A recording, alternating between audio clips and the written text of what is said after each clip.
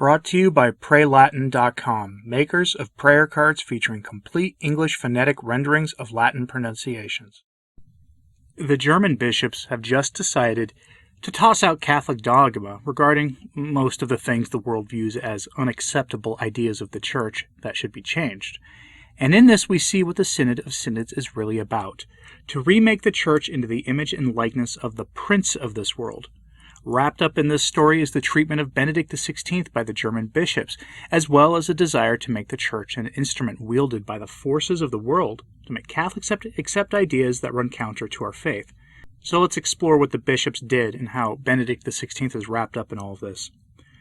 Let's start with Benedict XVI. On January 20th, 2022, German media breathlessly reported that Benedict XVI, when he was known as Cardinal Joseph Ratzinger, an Archbishop of Munich, that he knew about what we call around here the Ted McCarrick problems in the Church in Germany and swept them under the rug, exacerbating the problem and torpedoing the Church's credibility.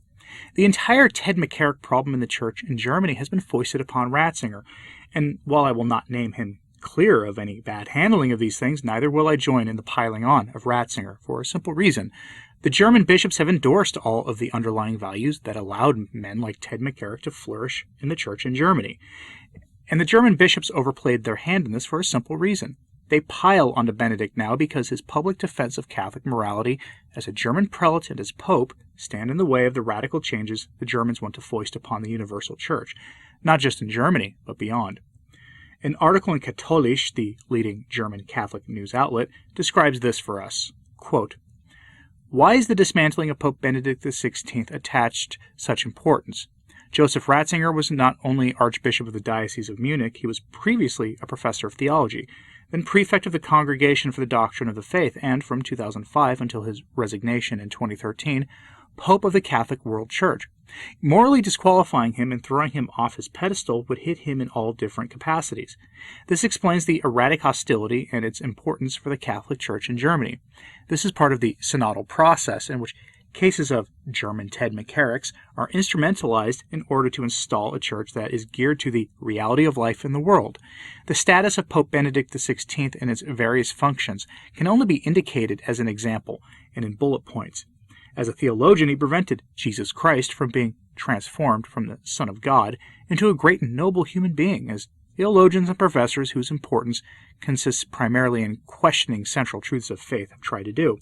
He argued with Ratzinger, consistent in the dictum, "One does not read Ratzinger." As Bishop of Munich, he tried to revitalize the life of faith. Even then he had clear attitude toward the Ted McCarrick issues, which then became clear in the energetic action in Rome, at a time when the German bishops were not yet dealing with this problem. End quote.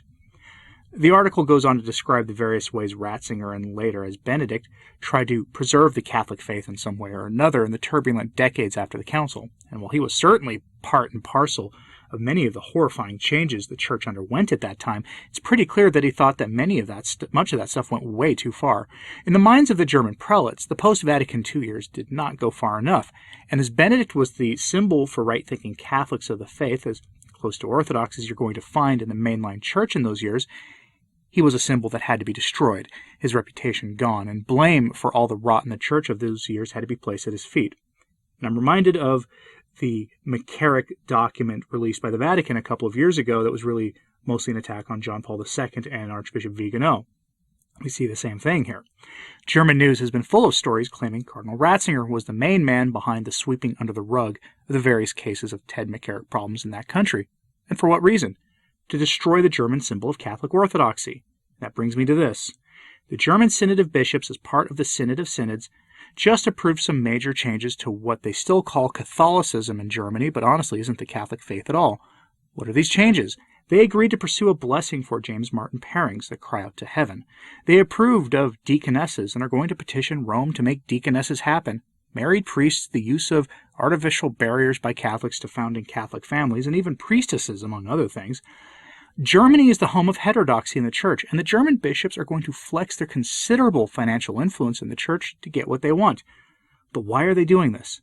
Pope St. Pius X in his landmark encyclical Pascendi Dominici Gregis tells us that the modernists demand that the Church change even dogmas of the faith, that dogma evolves and must evolve if it's a living faith, to fit the individual human needs and to be in keeping with the spirit of the age.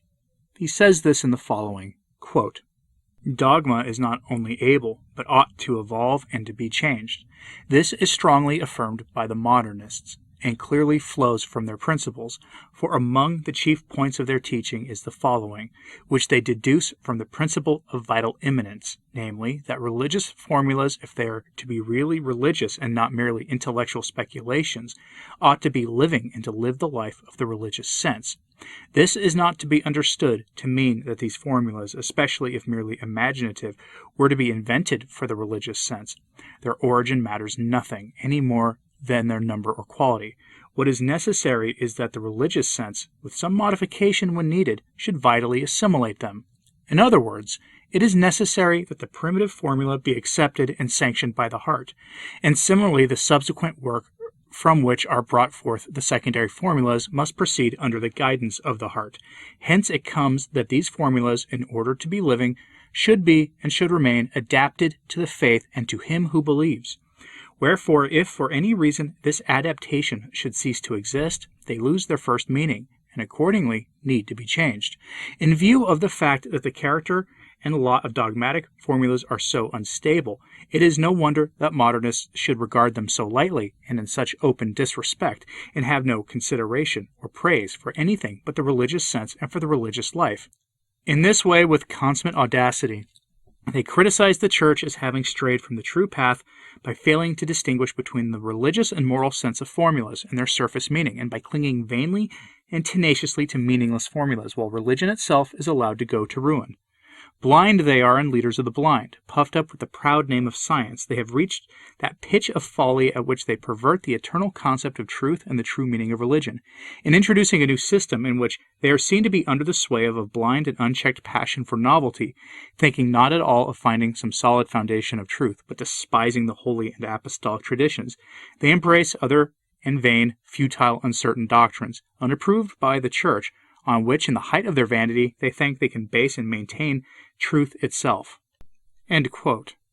That was from Pascendi again, and here Pius X goes on to describe the tendency of the modernists to demand that the faith, dogmas of the faith, the undeniable truths of the faith, for if you deny them, you are no longer part of the faith, part of the Church. How the modernists believe those truths should be adapted and changed to the philosophy of the age. I want you to think about that in the context of what the German bishops are doing. Their entire modus operandi is to subject the Church and the dogmas of the faith to the mutable values of the world. It's pretty clear, despite how dense that segment was. Modernism seeks to relativize the faith by making it subject to materialism, to the needs of this world, to the values of this world. And we now see Francis, how he came to the logic of saying that pretty much anyone who is baptized is in the Church, even if they've renounced the faith. Or how he can do this. In a video message for his bizarre International Day of Human Fraternity last week, Francis firmly placed his faith in mankind as the instrument of salvation, not Christ, when he said this, quote, "The path of fraternity is long and challenging. It is a difficult path, yet it is the anchor of salvation for humanity. Let us counter the many threatening signs, times of darkness, and mindsets of conflict with the sign of fraternity, that in accepting others and respecting their identity, invites them to a shared journey. Not all the same, but as brothers and sisters, each with his or her own personality, his or her uniqueness." End quote. That quote came directly from the official Vatican transcript of his talk, and it and his whole movement of human fraternity places the Synod and the German bishops' actions into a whole new light.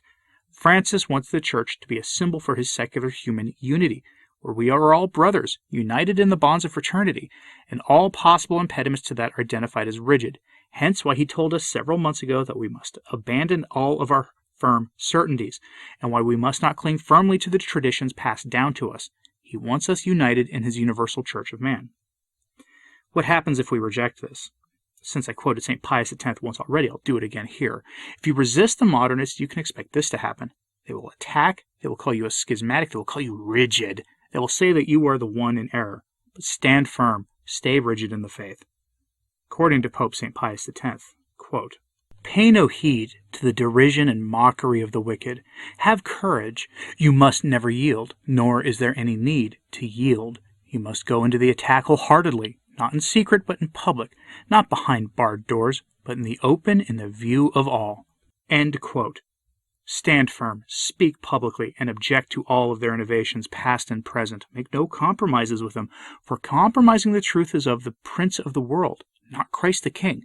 But we must stand firm. And why? Because as one priest said in an article on the German Synod in an Italian outlet, Francis is using the Germans to promote the changes he thinks he can't push for himself, and then he'll offer what looks like a moderate compromise that will move the church closer to accepting the German proposal in just a few short years. That priest informs us that insiders warn that there is a move to change the articles of the current catechism to reflect the values of James Martin, to make everything he advocates accepted in the church today, and that the move is coming from Francis and his closest allies, himself. And for what reason? To finish remaking the church into the universal church of man, the ape of the church of Catholic prophecy, where all things are welcome except right worship of God and of his law. That is the end game, folks, and they believe that they are within sight of achieving it. What do you think of the changes the Germans are pushing for the church? Do you think they'll pull it off? Let me know what you think in the comments below. Like and subscribe if you haven't. It really does help. And as always, pray for the church. I'm Anthony Stine. Ave Maria.